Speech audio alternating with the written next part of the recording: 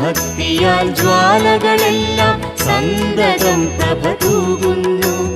ഗുരുവിൻ കൃപയാൽ അധർമ്മ ചിന്തകൾ എരിഞ്ഞടങ്ങുന്നു.